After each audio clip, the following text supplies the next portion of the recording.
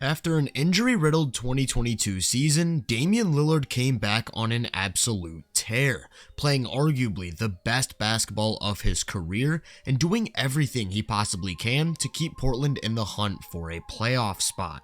Despite his team's struggles, there's no denying just how brilliant he's been over the course of this year, and his vast skill set along with that production begs the question: could he possibly be the best offensive player in the NBA? Lillard's a legitimate threat to score the moment he crosses half court, and that's not even an exaggeration.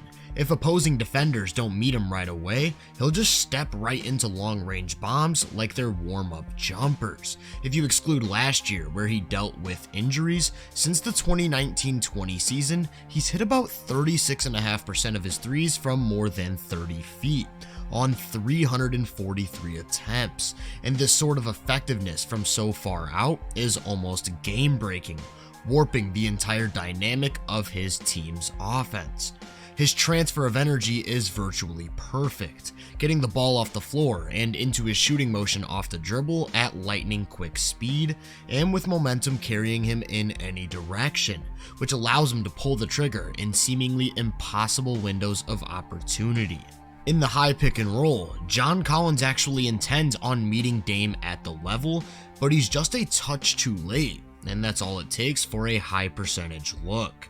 He's a master of the stop and pop, building up some speed or appearing to attack the basket before slamming the brakes and launching, which is oftentimes all the space he needs, but he'll also create separation for himself with the use of step backs, side steps, or quick changes of direction, and this is almost jarring for anyone trying to defend him. I can't possibly stress enough how abnormal it is for someone to be taking and making jumpers from more than 30 feet away while their body is moving in a different way on each attempt. It's hard enough to get a hand up and legitimately alter these shots, and he's one of the game's most ridiculous difficult shot makers. Unless timed perfectly, contests don't really matter, and he's just as comfortable off balance as he is perfectly squared, which allows him to ramp up the volume of his shooting numbers to ridiculous rates. This season he's taking about 7 pull-up threes a game, and hitting more than 37% of them, and although both marks are incredible, even that doesn't do him justice when accounting for the degree of difficulty and versatility in how he gets to these attempts. And with some more contextual data, we get a more nuanced look at just how incredible of a shot creator and shot maker he truly is, making him one of the deadliest three-point shooters this game has ever seen.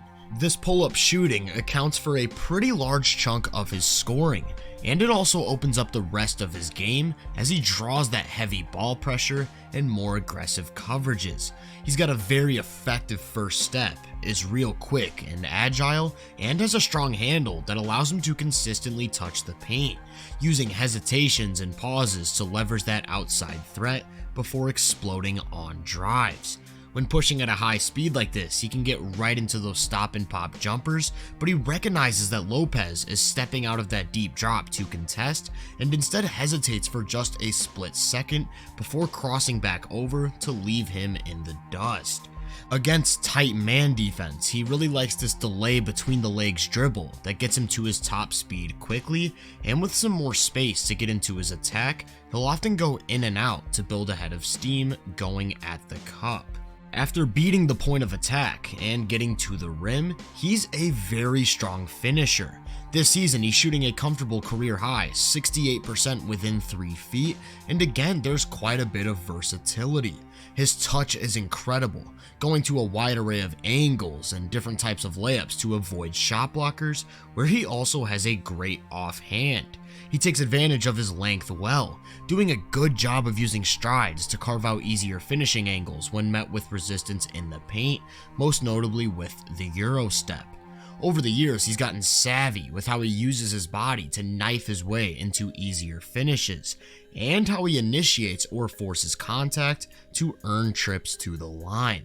He's currently attempting more than 9 free throws a game, which causes tons of problems as he hits almost 92% of them. When defenses are able to turn away these drives without sending him to the line, he does a pretty good job at picking his spots in the mid-range. It's the same thing as from deep, with the quick trigger, ability to rise up with high speed momentum, added space creation, and when needed, tough shot making. His overall skill set as a scorer is a nightmare to cover in the pick and roll, where he forces even the league's most paint-bound drop bigs to step out above the three-point line and just burns them in all that space. Here he brings Embiid all the way to the level before turning on the Jets to sneak right by him for a layup. And this time it's Jarrett Allen, who's known to move his feet really well in these spots, but offers virtually no resistance as Dame splits right between he and the screener for some more beautiful finishing. At 11.6 points per game, he lands second in the NBA in scoring as a pick and roll ball handler, while generating an incredibly efficient 1.12 points per possession. As a result, defenses have to adjust by bringing extra defenders into these already aggressive coverages, where he takes advantage as a playmaker. He's a massive advantage creator at the point of attack, where he can survey the floor and make plays while getting into these actions. Sometimes it's a simple read. Corey Kispert recognizes that a screen is coming and slides from the opposite wing to offer a third body, and a basic kick pass ends up in the hands of another elite outside shooter. He's capable of some more advanced passing though, especially with how he creates for his rollers, this time stepping into one of those quick pull-up jumpers and recognizing that nobody's in position to take away Eubanks down low, and instead turning it into a beautifully placed interior dime. He isn't too much of a lob passer, instead using high velocity deliveries to hit them earlier with more downhill momentum, or using his dribble to apply a bit more pressure before shoveling it on the floor to create a more open window. This is his go-to in the short roll, where he's a walking 4-on-3 advantage for his team. His own defender is only worried about staying as attached to him as possible off a screen, while the big is worried about him flowing right into a pull-up jumper, which creates a brief window with nobody paying attention to the roll man, who can now serve as a connector with a power play. Portland doesn't have a Draymond Green or the quickest decision makers in the world, but Nurkic and the rest of their screeners are at least capable of attacking these disadvantaged defenses and making some plays, which often end up in real high value shots at the rim. It's not just on the perimeter where Dame's a great playmaker though. His ability to burn the first line of defense also draws added help down low, where he has a nice drive and kick game that leads to open three-pointers. Again, bigs are forced to meet him at the three-point line, where they just can't keep up with him in space, staring down the corner as he leaves his feet to send this defender on a closeout before whipping it to the wing for a practice jumper. Now, he's not a guy who will make the highest level reads you've ever seen as a passer, but he also doesn't make many errors at all, not turning the ball over much, which when paired with the volume of his shot creation is enough to make him one of the league's most valuable on-ball players. What takes him to another level in comparison to some other offensive stars though is how much value he also has away from the ball. But before we get into that, I want to give a quick shout out to Basketball Index for helping with this analysis and the making of this video. If you're not familiar with the site, they provide tons of statistical measurements, tools, and easily accessible graphics to further guide your understanding of the sport. I earlier mentioned quite a few of their talent grades, and through their player profiles tab, I can easily compare them to other players around the league. Using Dame's three-point shooting as an example, on this page I'm presented with various metrics detailing his ability to create and make these shots, along with how he stacks up against his peers. This is just one of the many useful tools found on the site that help guide me and many others through their analysis, and by signing up with the code VENUE30, you can get 30% off your first month subscription. I'll leave a link in the description below for anyone interested in signing up, and with that being said, let's take a look at Lillard's off-ball game.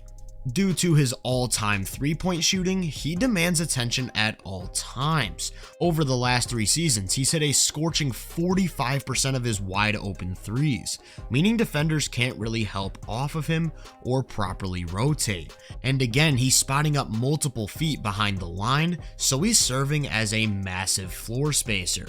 He's also an incredible shooter off of movement, which has been a point of emphasis in their new offense under Chauncey Billups. He's really good at squaring himself, regardless of which direction he's moving in. Like here, where he actually catches the ball with both feet pointing towards half court and a second defender just 1 step below the line, but is still able to turn into a pretty clean look. More than half of his threes this season have been assisted on, the most he's had since 2014, and he's 7th in the NBA in scoring off of screens. Scrambling to limit these opportunities as much as possible leads to a decent amount of breakdowns, coming off a pin down towards the corner, where a second defender gets caught sleeping, resulting in a wide open dunk. With his active movement and shooting ability being the primary focus, his agility allows him to take advantage of tighter off-ball coverage with sharp cutting. His defender is so worried about him coming off this screen that he only plays that side, while the opposing big is preparing to defend that same action, so he just darts to the basket with nobody touching the paint. He also uses that movement and threat as an off-ball shooter to open up more playmaking opportunities, where he's a real quick decision maker off the catch. Embiid is forced to step out on a curl screen to the corner, which leaves Nurkic with a huge mismatch down low. This time it's an inbounds play, where he loads into a shooting motion as if he's looking to pull the trigger, leaving the inbounder on an island with nobody to protect the rim. This of course can help him a lot as a scorer as well, where he'll start away from the ball and get pulled into quick on-ball actions. He really likes to come off of screens and go to one dribble pull-up jumpers, and after forcing those longer closeouts, can explode for some more of that slashing. This overall skill set is absolutely lethal in dribble handoffs, where he has all of the makings of a masterful pick and roll ball handler, but with quick twitch off ball movement and some of the best shooting we've ever seen, meaning that virtually no coverage is really a good option. As a result, Portland's offense is absolutely incredible when he's on the floor, scoring 122.4 points every 100 possessions, which lands him in the 98th percentile. And in 1100 minutes when he's off the floor, that number falls 12 points to just 110, showcasing how much he elevates these lineups. One number offensive metrics that take these factors into account, along with applying knowledge we have from the box score and premium tracking data, consistently view him as either the best offensive player in the NBA this season or in that highest tier. I do think there are a few guys whose skill sets I would prefer in a playoff series, but still there's no denying the historic levels of offensive prowess Damian Lillard has reached, putting together one of the best offensive peaks the game has ever seen. If you enjoyed this breakdown, make sure to drop a like, subscribe, and turn my post notifications on to be first on more content. If you're interested in my more in-depth research, make sure to check out my website and social media profiles. You can find those links in the description. Feel free to let me know down in the comments what you think of Dame and just how good you believe he is. As always, I hope you all have a great day, and I'll catch you guys in the next one.